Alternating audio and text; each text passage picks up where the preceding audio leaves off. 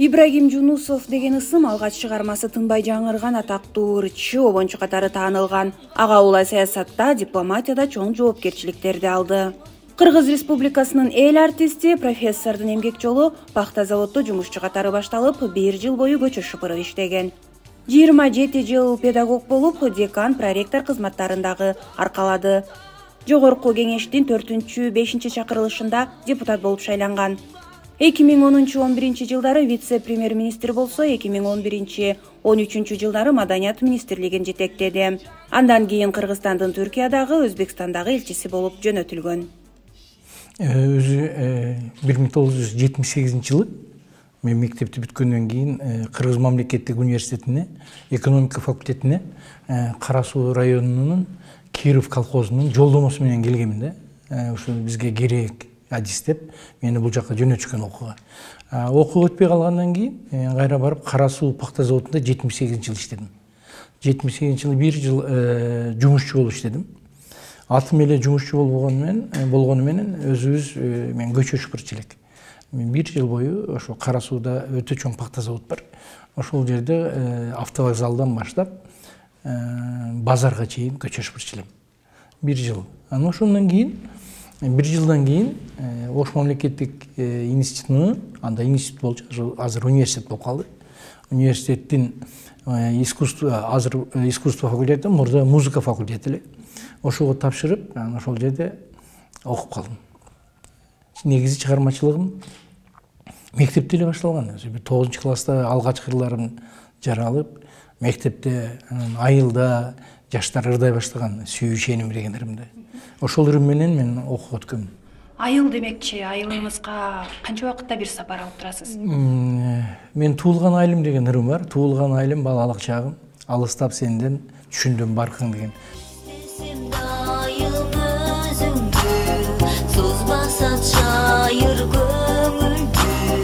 Sağınıp sağa gelemin, ayılım altın beşigin, doğan aylım, balalık çağım, alыстап senden, düşündüm barım, doğan aylım. Дайым сагынып турам айылыма тез барам. 2 айда азыр. Мурда Ошто жүргөндө жума сайын барчу элем. Апам көзүнүн тирүүсү кезинде бир жумада 2-3 жолу барчу элем. Кийин жума сайын барып калдым. Азыр 2-3 айда бир барам. Сиздин Алтын апам деген музыкалык чыгармаңызды угуп туруп, эне менен баланын ортосундагы бир өзгөчө байланыш, өзгөчө урмат сый, анан чоң сүйүүнү мен өзүм байкадым. Апаңыз тууралуу дагы? Мен апам өзү мугалим болуп иштеген. 41 жыл бир мектепте мугалим болуп иштеген. Бир мектепте кирип, ошол мектептен пенсияга чыккан да. Киров мектеби деп азыр Сарай айыл өкмөтү болуп калды. Мурда Киров колхозунун Киров атындагы орто мектеби болчу. Биз окуган мектеп. Апам негизи биз 4-1 тууган болчук. Биз атасы өстүргөн. 2 жаш, мен 2 жашым, 2,5 жашыма баштап атасы өскөнмүн. Анан апам экөөбүздү азыр бир тууганым дагы айтат да. Мурда деле айтчу эле, мен өзү 4-1 тууган деп атпайм, 3 уул, 1 кыз элек. 2 агам тең өтүп кеткен азыр. Карындаштарым дагы айтат, апам экөөбүздү мамиле чындыгында бир эне менен баладан сырткары дагы, достой дагы, тамаша көй дагы, ошол эле учурда насаатчы катары дагы аябай экөөбүз мамиле жакшы болчу. Апам мени атыман айтпайчу эле. Кичинемде мени Райым дейт эле. Кийин мен ырдап чыгып калгандан кийин апам мени Аналгиним дейт эле да. Кошуналардын баары да билчү эле. Эмнеге Ибрагимди Аналгин эздесе, Ибрагим менен сүйлөшүп отурсам, дары ичпесем дагы башым сакайып калат дечү эле. Апам мени дайым күтчү эле да. Алтын апа деген ырды өзүнүн ырдын аты апам агат. Бирок элдер Алтын апа деген ат менен таанылып кетти. Бул 79-жылы. Мен ошо апамдын 50 жашына арнап ошол ырды жазганмын да. Апам 50 жашында ушу белек болсун деп. Ошол 8 мартта Угузгамын чоң концертке алып келип апам. Ошол жерде Алтын апа жаңырдын бете чаары деп элге ырдап апама белегимди берип Толқындан қағылайын алтын апа, алыста жүргеніне сана тартпа. Мақсаты ар бір жаштың ирим алу, азырқы гүлдеп тұрған ушу чақта. Алтын апа, болмочу апа, улың üçün сана тартпа. Апамın ошондогу аябай толкунданганын дайым эстеп турам да. Мен аябай толкунданып, эл мынчалык мага кол чапкан эмес, эл мага мынчалык көңүл бурбады деле, сен мени ушундай кылдың деп аябай толкунданган. Ал концертте Рыспай Абдыкадыров да бар болчу, Толкун Эшбаев бар болчу, Жолдошбек Мамаджанов, бүт бардыгыбыз ошол чоң концертте Карасу неме Ош шаарында драм театрда алгачкы премьерасын ошо жерде кылдым. Эмгек жолуңуздагы тепкичтерди улантсак, анан билим алгандан кийин педагог катары мен ошо пединститутка тапшырып калышымдын бир себеби дагы, мен айтпадым башында университетке эконом факультетине жөнөткөн. Анан мени ага чейин 2 жыл учетчик болуп иштегем да, 9-10 класста. Биз пакта теретелек, пактада мен учетчик, табелчи деп койчу. Анан ошол учурда менен бунан жакшы экономист чыгат деп эле мени колхоздон ошол жака направить. Кийин дагы өтпөй калган дагы ошол жака барасың деген. А мен апама айткам, апа, мен ушу музыка жагына аракет кылбаймбы? Мен сезип атам, мен бир нерсе бар десем, эми артист болуп эмне кыласың дейт эле да. Бир эле апам эмес, бир туугандарым деле каршы болгон. Эми артист десе эле мурда артисттин этеги жаман жерден айрылып калган да. Ичкен адамды, үй бүлөнү карабаган адамды, бардыгын тыштап кеткен, ушундай адамды эле элестетип жүргөн да 80 жылдардын башында. Анан ошол мен эмне үчүн баягы кайра буга кайтып атам. Бир күнү апам мугалимдер менен базардан келетсе, базар ошол заводдон өтөт да. Базардан келетсе мен көчө шыпырып атканымды апам көрүп калат да. Апам мугалимдер менен келетип, менин көчө шыпырып атканымды көрбөсүн деп, жолдун бу бетинен эжекелер байкабай калса экен деп, мен өтүк кийген, мен фуфайка ошондой жүрөсүң да. Анан өтүп кетип, менин апам алыстан эле көрүп, өтүп кетиптир да, мен байкаган жокмун. Мен шыпырып, пактаны терип саласың, анан мусорду тересиң. Анан обедке үйгө чуркап келем, үй менен жакын эле. Келсем, апам очоктун башында көзүндө жаш алып отуруптур да. Апа, не болду десем, айтпай атат да. Анан мен билип атам, бир нерсени айткысы келип, апа, неме болду десем, ушу азыр сен көчөдө шыпырып атканыңды көрүп, берки кесиптештери көрбөсүн деп тилеп, сага кандайсың деп өтө албай калганына ыйлап отуруптур да келсем. Анан ошондо апам ошол күнү мага уруксат бергенде каалаган окууңа тапшыр деп. Ырчы болосуңбу, чорчу болосуңбу, анда өзүң каалаган кесибиңди тандап алам. Мен сени неме кылбайын, ошол жерде өмүр бою көчө шыпырып калба дейт. Себеби эң чоң агам университетте тарых факультетин бүткөн. Анан кичине агам анда мединститут окучу эле. Кийин мединститут бүткөн. Анан сен ушинтип каласыңбы, анда каалаганыңа тапшырчы деп, анан апам ошо уруксат берген. Анан мен мусфакка келип эле мен жана сизге жөнөткөн неменин ичинде дагы Түгөлбай Казаков айтып атпайбы? Биз бир 100дөн ашык студенттер отурабыз, биринчи курстар. Анан ар бир мугалим кирип тандап кетет да студенттерди. Өзүнө ырдаганын ырчыга алып кетет, аккордеон ойногон аккордеонго, гомуз ойногон гомузга. Анан биринчи курстун студенттери 100дөн ашыгыраак отурабыз. Анан баарды кирип тандап чыгып кетип барат. Бир малда Рыспай Абдыкадыров кирип калды. Рыспай Абдыкадыров кирди дагы, бүт баарды ырдатып атат, ойнотуп атат. Абдыкадыров ойноткон дагы жок, ырдаткан дагы жок да. Мындай тиктеди дагы. Анан мени карап да ордуңан тур деди. Биз хор класста турабыз, абитуриенттер, жаңы биринчи курска келгендер. Мен турдум, анан бир сулуу кыз бар болчу, биздин факультетте, биздин курста. Ошол кызды тур деди, экөөбүздү алып чыгып кетти. Ойноткон дагы жок, ырдаткан дагы жок, экөөбүздү алып барып, классына алып кирип, бүгүндөн баштап экөөң менде окуйсуң, менин классымда окуйсуң деп, алып чыгып, ошо Рыспай Абдыкадыровдун классында 4 жыл, биздики мусфак 4 жылда, 4 жыл агайдын классында сабак алдым да. Мен институт бүткөндөн кийин мени ошол жерде алып калышты, мугалим кылып. Жалпы 27 жыл иштедим. Мен өзү 4-курста окуп жүргөндө уже 2-3 курстарга сабак берчү элем. мугалим жетишпей беле эмнегедир мени мага жарым ставка бөлүп беришкенде. Педучилищеде да сабак берет элем. Анан өзүбүздүн факультетте менен кичине курстарга сабак берчү элем. Жалпы 27 жыл печ стажым бар. Эми негизи ар бир эле иш жоопкерчиликтүү. Ар бир иш. Мен айтпайм, мисалы үчүн мен декан болдум 4 жыл, проректор болдум, Ош мамлекеттик университетинде. Биринчи проректор болдум, 2 жыл депутат болдум, 2 жыл министр болдум, 2 жыл элчи болдум, 1 жыл вице-премьер болдум. Ар бир ишти жоопкерчилик менен караш керек да. Бул жоопкерчиликтүү, бул жоопкерчиликсиз десем болбой калат да. Мен үчүн ар бир иш жоопкерчиликтүү иш болчу. Айрыкча шайлоочулардын мага берген ишеними, мен 2 жыл депутат болгондо аткардым деп ойлойм да ишеничтерин. Мен акылдуулугуман же күчтүүлүгүмөн деген жок, мага шайлоочуларым мага наказ берет эле, мен ошону болгонун көтөрчү элем. Ошо. Ибрагим Жунусов дээрлик 27 жыл бою педагог катары эмгектенип, андан кийин саясий кызматтардын жоопкерчилиги жүктөлгөн. Өзү ар бир ишти чоң жоопкерчилик менен аткаруу керек деп эсептейт. Саясатта мындай да өзү.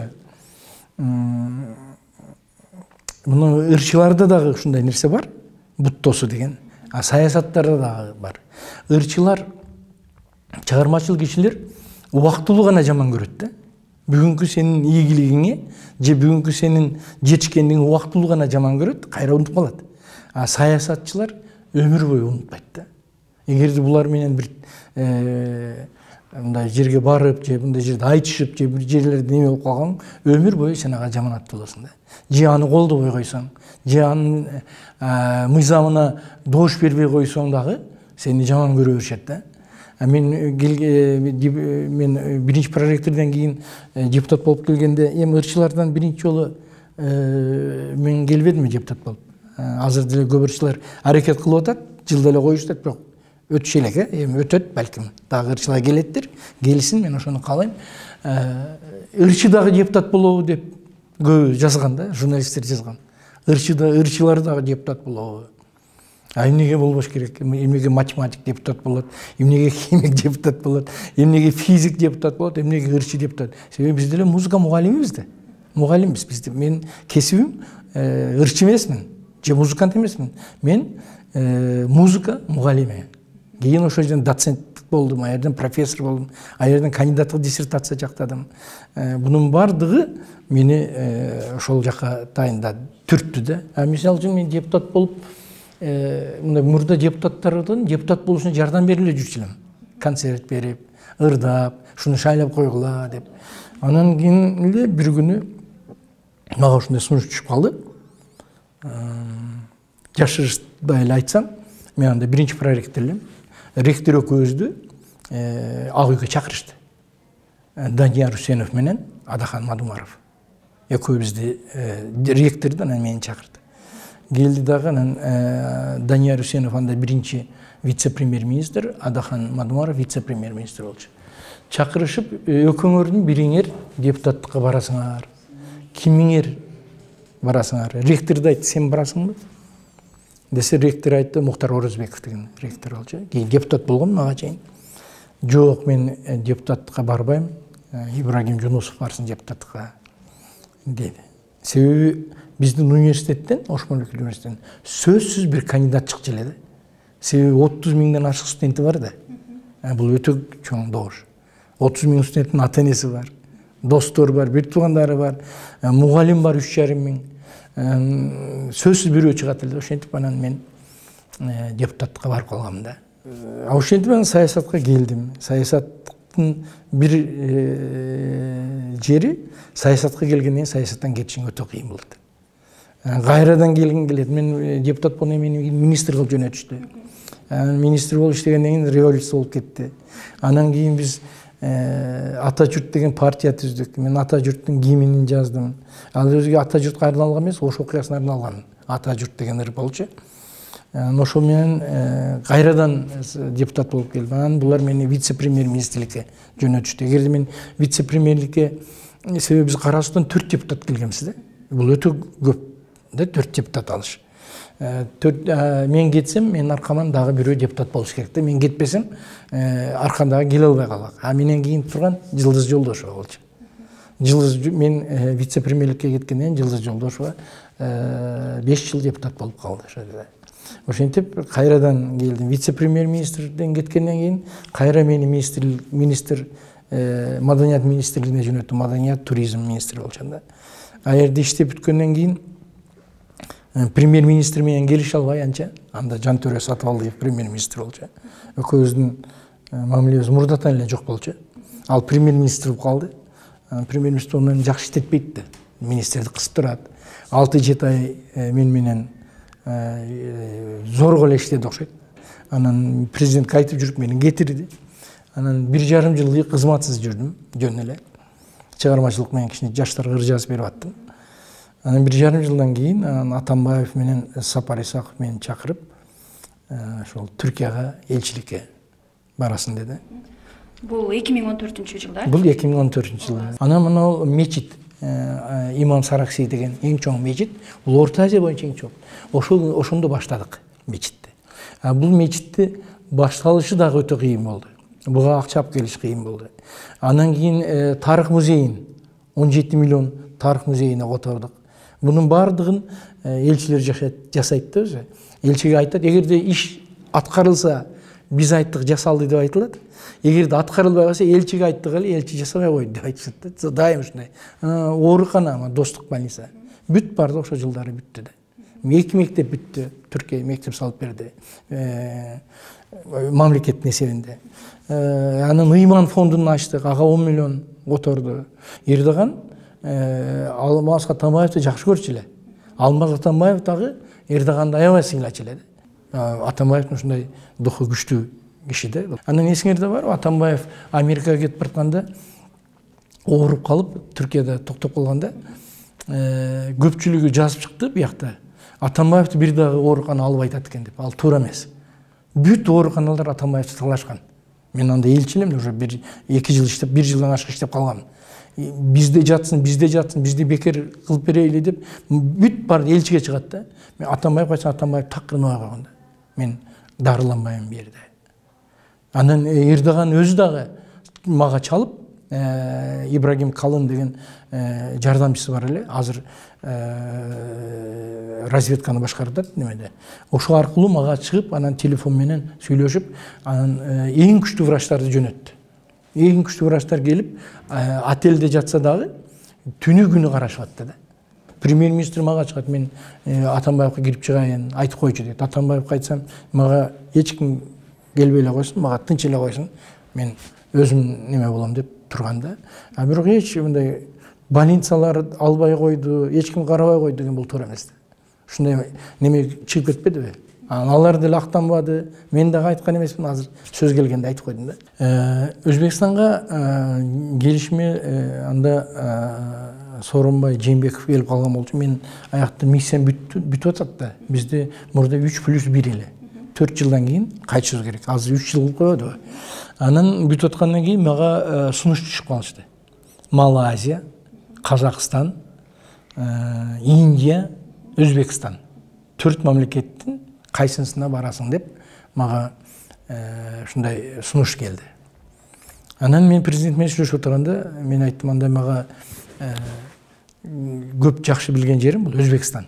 Мен Өзбекстанга барайын анда десем, Өзбекстан менен мамилебиз анча жакшы эмес эле, эми эле мына башталып калган. Анан туура болот, мен дагы ошого бар деп айтат элем дегенден, анан ошо келгенден кийин чындыгында Өзбекстан менен Кыргызстандын ортосунда жаңы барак башталды. Мирзиёев, Шавкат Миромонович президент болуп калды. Буякта Сооронбай Жээнбеков жаңы президент болду. Анан экөө жаңыдан барактарды ачылды да. Ага чейин Атамбаев малында дагы кичине башталган жумуш. Кичине башталган эле. Анан Атамбаевдин мөөнөтү бүтүп калбадыбы? Ошону мурда Кыргызстан менен Өзбекстандын ортосунда 15 контрольный пропускной пункт бар эле. Анан аны бардыгын жабылып кеткен. Бир эле контрольный пропускной пункт иштеп аткан Өзбекстан менен Кыргызстандын. Бир эле. Ошол учурда. Мен келсем 3-кө жетиптир. Ошону биз 12-ге чейин ачтык.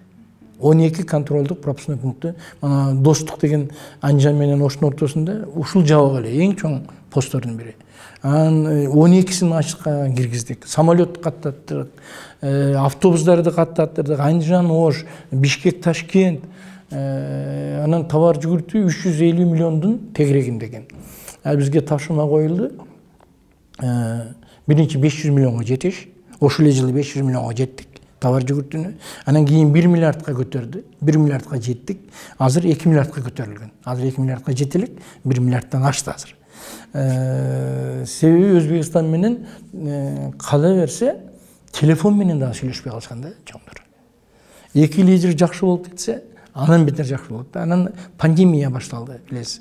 Пандемия учурунда жашырбай эле айтыш керек, эң көп жардам Өзбекстандан келди Кыргызстанга. Эң көп помощь Өзбекстандан келди. Өздөрүнө жетпесе дагы бизге берип атты. ЭВЛдарды берип атты, концентрат берип атты, медициналык аппараттарды, тесттерди берип атты. Ар алып келгенде 5000ден кем эмес тест алып келип аттык. Андан сырткары билесиз, Баткен окуясы болуп кеткенде Баткенге 2 мектепти куруп берди Өзбекстан. Ошто музыкалык өзбек драм театрын 100 жылдыгына толук капиталдык ремонттон чыгарып берди. Андан сырткары 400 орундуу мобилдик больница алып келдик. 200-ün Чүйгө койдук, 200-ün Баткен областына, Кадамжай районуна койдук. Өзбектөр бизге мурдага караганда кулачын кенен жайды да. Ошол учурда кыргыздар да мына биринчи президенттин мамлекеттик иш сапарын, өзү иш сапарлар государственный, рабочий болуп бөлүнөт да, немелерге бөлүнүп турат. Анан ошого мамлекеттик иш сапарын Садыр Жапаровдун Өзбекстан кылганда кандай деңгээлде күтүп алды. Ошондо Өзбекстандын мамилеси, бизге болгон мамилесин көрсөтүштү да. Бизге 20 бекер скорый помощьтарды берди. Биргелешкен ишканаттарды түзүлдү, 50ден ашык. Андан сырткары Өзбекстан, Кыргызстан өнүгүү фонду түзүлдү.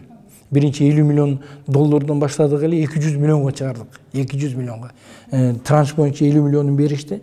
Ар жыл сайын 50 миллиондан берип турат. Өзбекстан менен Кыргызстанда бүгүнкү күндө өтө жакшы мамиле. Өтө жакшы мамиле. Анан менин миссиям бүттү. 3 жылдан кичине ашып кетти меники. Миссия бүткөндөн кийин өзү чакырылыш керек да. Көпчүлүгү ар кандай нерсеге жорушту. Эми ал элде осундай элек жок ар нерсе сөз боло берет. Учурда эмне менен алексиз? Азыр ошо келгениме 2 жыл болду. Мына январдын 21-inde 2 жыл болот. Келгениме. Азыр мен Аскар Салымбековдун ассоциациясы бар, Дордой ассоциацияда. Ошол жерде Амангелди Мурсадыкович Муралиев, мурда биздин премьер-министр, экөөбүз ошол жерде кеңешчибиз. Ошол жерде иштеп атам азыр. Ибрагим Жунусовдун Эламан деп аталган чыгармасы анын атактуулугун ого бетер арттырды. Уулу Эламан учурда 3 баланын атасы. Эламан 90-жылы эсиңерде болсо керек, Өзбекстан менен өзбектөр менен кыргыздардын Ошто болгон баягы окуя учурунда Эламан төрөлгөн. Мына ошол окуя болот экен деген сөз 3 ай бою жүргөн Ошточу. Мына жаз келиши менен өзбектөр менен Кыргызстандын ортосунда кырылуу болот деп. Ошондо мен Эламан деп, элибиз аман болсун деп, Эламан деп атын койгом да. Анда ага чейин Эламан деген аттар бизде жок эселе да. Себеби баягы Эламандан Эртөштүк деп, Эртөштүктүн атасы Эламан Эртөштүккө бата бербей коюп, атын бербей коюп, аты жаман ат болуп калган да, терс карман болуп калган. Анан ошол Эламан дегенден кийин Эламан деген ырчы чыкты. Элим аман болсун деп койдум эле. Өзбектөр дагы Эламан деген аттарды койду, кыргыздар дагы койду. 2000-жылы мен бир концерт берип атканда стат управлениеде мага маалымат беришкен. 50 000 Эламан бар Кыргызстанда деп. 50 000 Эламан төрөлгөн. Эсимде бар, Лейлекте бир класста 7 Эламан окуган.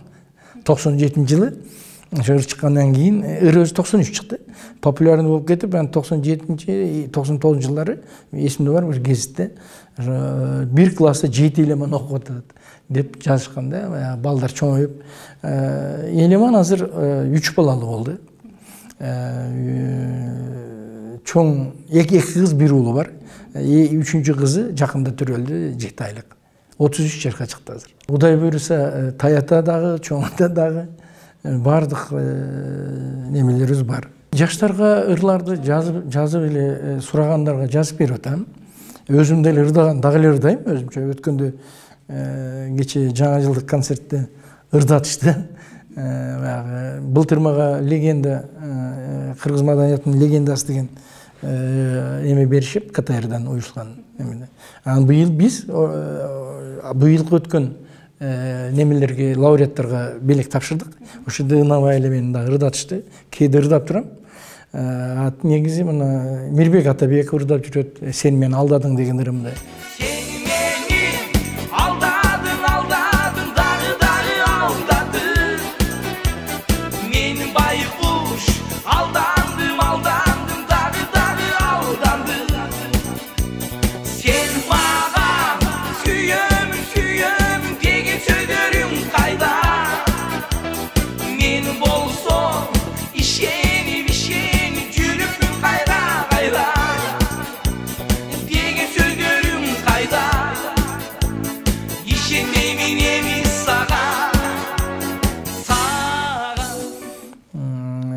Нурлан Насип Жалалабад менин күнүм деген ырым ырдап жүрөт.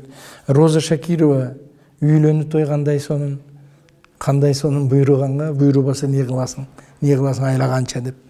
Черикчиева аябай бир ырым жакшы дейт. Ак жолукту кыйгач байлап назданып, мен өзүңө болбой калдым колукту деп. Азыр дагы бир-эки жаштарга жазып бердим. Башыңа жолуң салынып деп сайкал ырдап жүрөт. Жаштарга, сурагандарга жазып берем. Ыр деген өз чыгармачылык деген токтобойт. Токтоп калды деген туура эмес да. Чыкпай калышы мүмкүн убактылуу. Бир күнү кайра чыга берет. Мен өзү биринчи чыгармачылыгыма ыраазымын.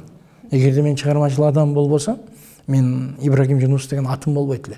Эгерде мен Ибрагим Жунус деген атымы чыгармачыл аркылуу келбесем, мени саясатка эч ким чакырбайт эле. Саясатка ошол ат менен келгенмин да, туура. Мен азыр деле үйдө жалгыз отуруп ырдайм. Жубайыма деген жакшы ыр жазып алдым. Азыр дагы 2 ыр жаздым, ушуну ырдай элекмин. Бири Ажыматовдун, Зайырбек Ажыматовдун сөзүндө жазган Кыргызстаным деген жакшы ыр экен аябай. Бир Өмүр деген дагы бир жакшы ыр жазып алдым. 2 ырды азыр даярдап атам. Өзүм кайрадан ошону ырдап көрөйүн отом жөн эле. Эски ырларды ырдабай. Өзү ырлар эски жаңы болуп көрүлбөйт. Ырларчы. Мисалы үчүн Алтын апа сиз айткандай 79 чыккан. Дагы эле ырдалып жүргөнүн уксам, Асел Турдалиева ырдап жүрөт аны. Неме ырдап жүрөт, Талант Алтымышка ырдап жүрөт, Кечирген карындаш, Алтын апа, Кутманжол Дош ырдап жүрөт, Чырмаш Төрөбек. Бул ырдын чыкканына 79 жылдан бери канча жыл болуп кетти. Элеман 90 чыкты. Мен Өзбекстанга барсам, Өзбекстанда ар бир концертте ырдалат. Казакстанга барсам, Казакстанда ырдалат. Түрктөр түркчө которду. Баягы Рыспай ага айткандай, бир-эки эле ырың ырдалып калса, бул сен үчүн чоң бакыт дейт да. Негизи менде 3 ыр сөзү менен оону бирдей келген да. Мисалы үчүн Алтын апа сөзү менен оону бирдей жазылган 5 мүнөттүн ичинде. Мен чайга эм, обедке отуруп атсам, чайканада. Алтын апа, болбочу апа деп ичимде ырдалып атат да, сөзү менен бирге. Амалда мен нотага жаза албайт элем. Биринчи курска жаңы келгем. Чуркап эле факультетке бардым. Алтын ападын ошол жерде жаздым. 5 эле мүнөттө. Анан Элеман 90-жылы баягы окуяда биз Элеман кыздарым кара суга тыштап кайтайын деп атсам, Элеман бир эле чыркырап, анда Элеман 1-2 айлык. Буякта кадимкидей согуш болду деп. Ошол жерде элим аман болсун деп атыңды койдум Элеман деп, ошол жерде башталды да. Ошол жерде башталды. Буякта бул болот болсо, буякка ыр келип атат. Анан эле чөнтөгүмөн кагаз алып, нотаны сызып жазып калдым да. Балам, жан балам, сөзү менен он бирде келди. Үчүнчүсү ата журт. Ата журт деп. Буну 2010-жылы Ош окуясына жаздым. Кийин биз партияда ушуларды пайдаландык, көпчүлүк ойлойт, ата журт партиясына жазылды дейт да. Ушул дагы сөзү оны бирдей келди да. Ушу 3 ырым ушундай калганда кээде сөзүн жазып алам, кээде оон жазып алам. же болбосо кээде жакшы текст көрүп калсам, мисалы үчүн ошо кечирген карындаш Кыялбек Рубамбетовдин сөзү. Карындаш хастачы, тетири баспачы, жакшы эле жигитмин, көз кырын таштачы, көз кырын таштачы, көзүмдү ала албай, артымдан барам жай, сезилдиң эң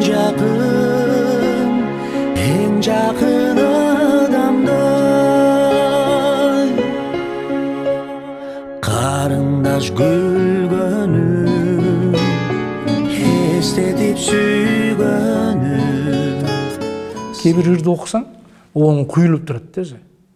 Же болбосо баягы Жолдошбек агайдын, Абдыкалыков акын агайдын ырларына көп кайрылганмын. Койса дагы көзүң басып ыйлаба деген жолугушу Эрмек Мойдунов ырдап жүрчү эле. Ырды окусаң, оң куюла берет да. Оң ушундайлар болгон. Азыр жалаң менин шакирттерим менен бирге кыргыз элибиз дайым аман болсун, тынчылык болсун. Кыргыз элине, кыргыз жерине көз арткан душмандардын кареге агып түшсүн деп жазылган кыргыз элим деген ырымды кабыл эткиле. Дайым Кыргызстанда тынчылык, аманчылык болсун. Сахнага менин шакирттеримди чакырып коюшка уруксат этиңиздер. Бардыгыбыз бирге кыргыз элим.